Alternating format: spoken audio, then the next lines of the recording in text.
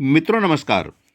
बड़ी सोच का बड़ा जादू पुस्तक के अंतर्गत हम प्रस्तुत कर रहे हैं बड़ा कैसे सोचें।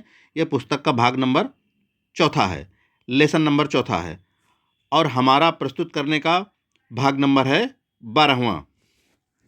तो मित्रों, आज का मोटा शीर्षक है बड़े चिंतक की शब्दावली विकसित करने के 4 तरीके।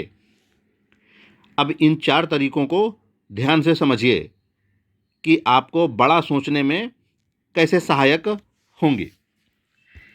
यहाँ 4 तरीके दिए जा रहे हैं जिनकी मदद से आप बड़े चिंतक की शब्दावली विकसित कर सकते हैं। नंबर 1, अपनी भावनाओं को व्यक्त करने के लिए बड़े सकारात्मक आशावादी शब्दों और वाक्यों का प्रयोग कीजिए।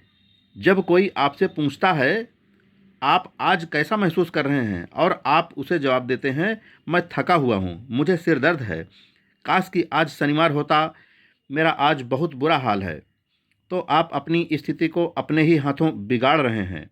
इसका अभ्यास करें। यह एक बहुत आसान बात है, परंतु इसमें बहुत शक्ति है। जब भी कोई आपसे पूछे आप कैसे हैं या आप आज कैसा अनुभव कर रहे हैं, तो जवाब में हमेशा कहिए बहुत बढ़िया, धन्यवाद, आप कैसे हैं, या कहिए बेहतरीन या शानदार। हर मौके पर कहिए कि आप बढ़िया महसूस कर रहे हैं और आप सचमुच बढ़िया महसूस करने लगेंगे।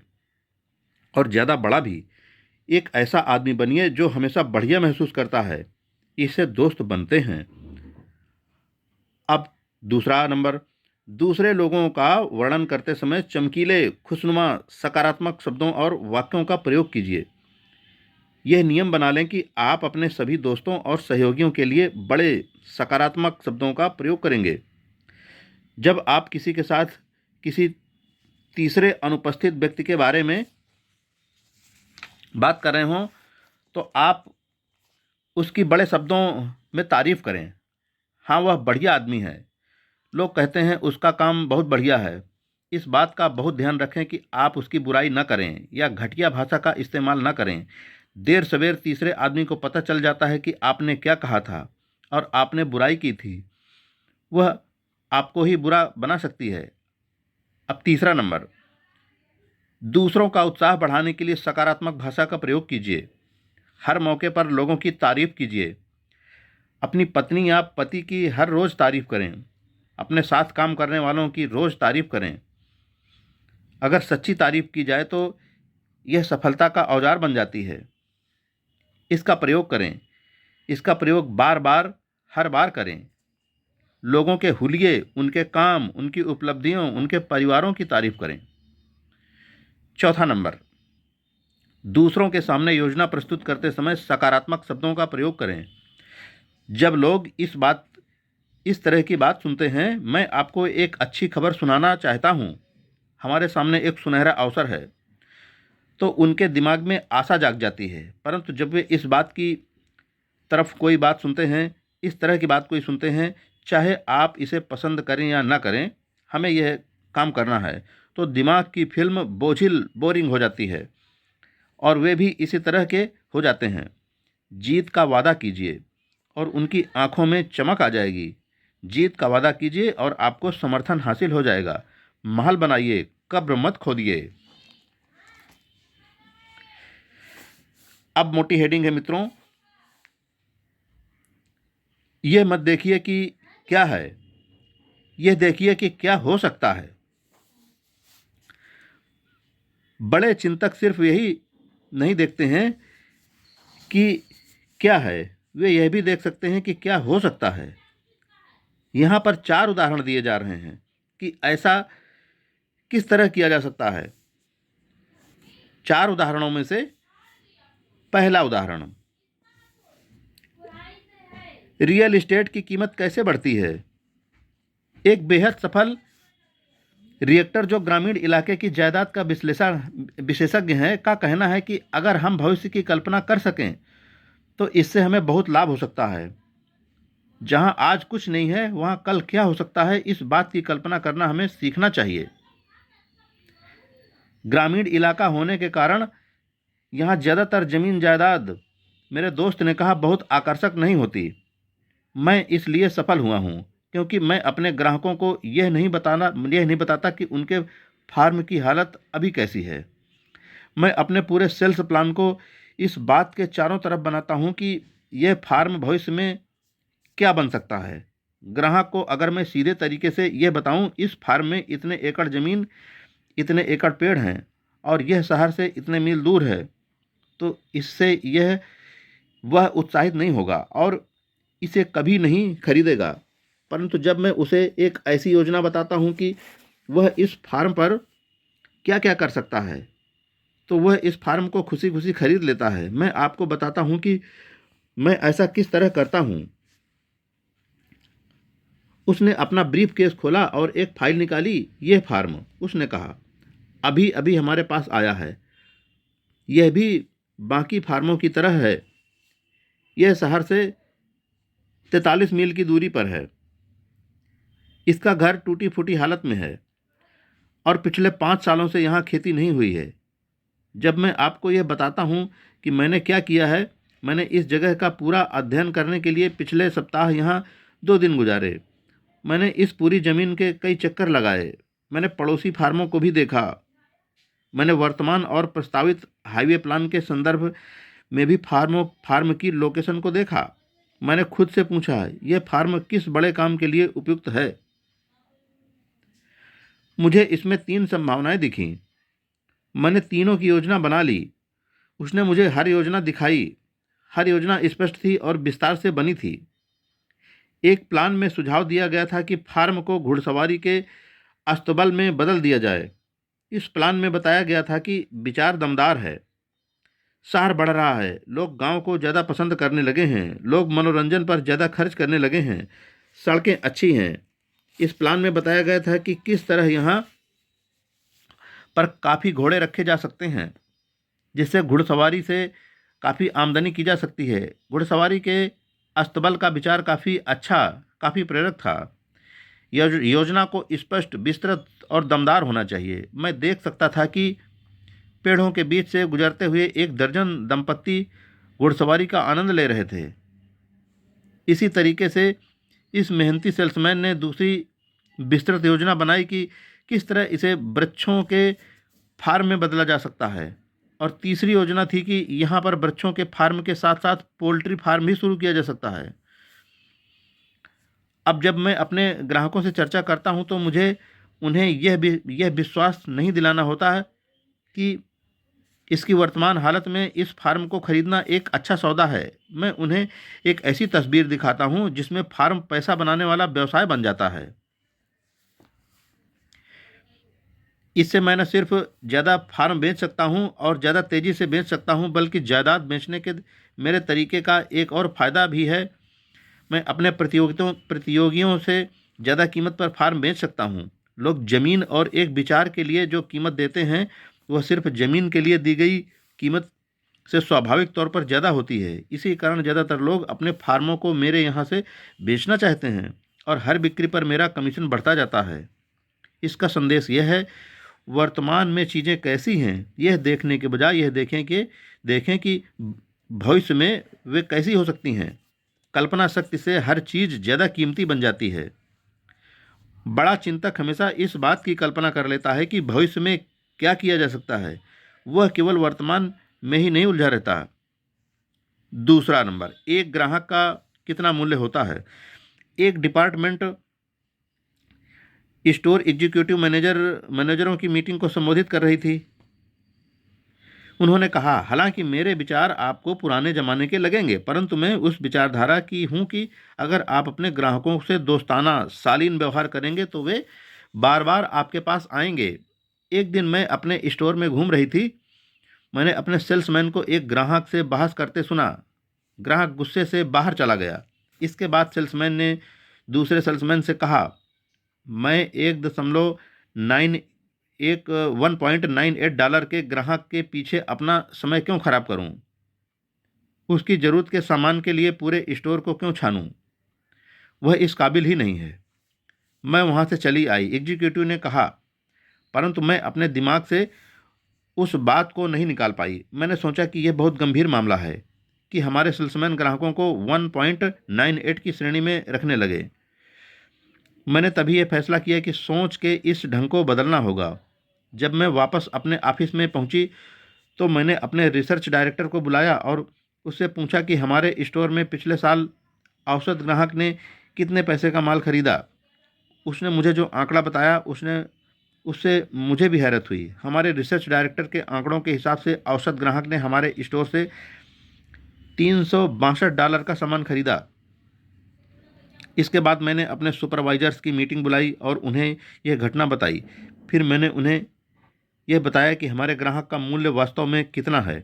एक बार मैंने जब इन लोगों को यह समझा दिया कि किसी ग्राहक को एक बार की खरीदारी के हिसाब से नहीं तौलना चाहिए बल्कि सालाना खरीदारी के हिसाब से तौलना चाहिए, तो हमारे स्टोर में ग्राहकों के प्रति दृष्टिकोण पूरी तरह बदल गया। रिटेलिंग एग्जीक्यूटिव की यह बात किसी भी तरह के बिजनेस पर लागू होती है। बार बार के बिजनेस में लाभ होता है।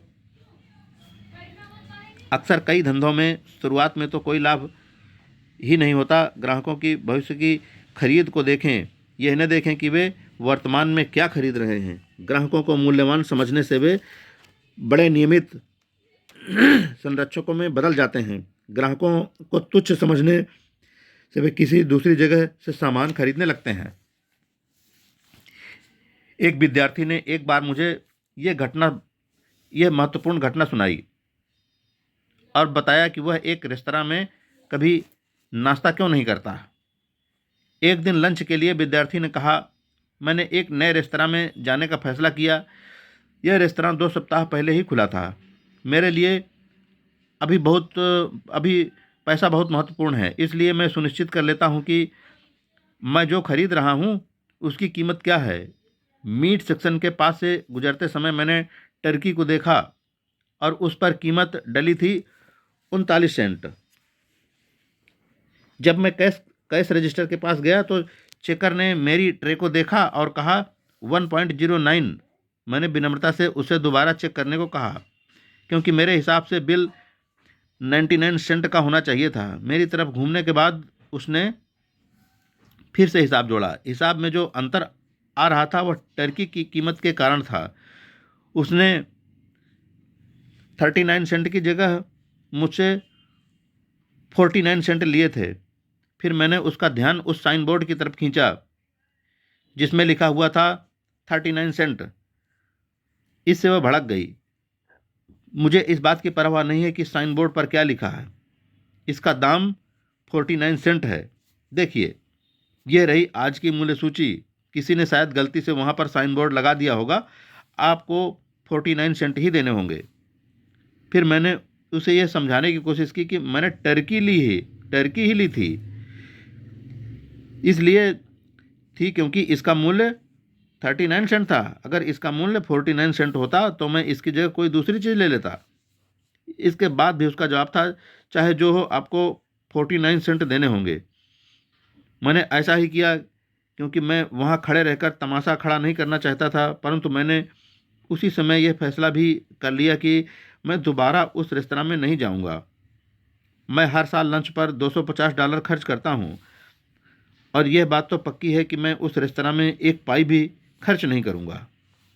यह छोटे नज़रिए का एक उदाहरण है। चेकर ने कीमत का छोटा सा अंतर ही देखा। उसने संभावित $250 की सेल नहीं देखी।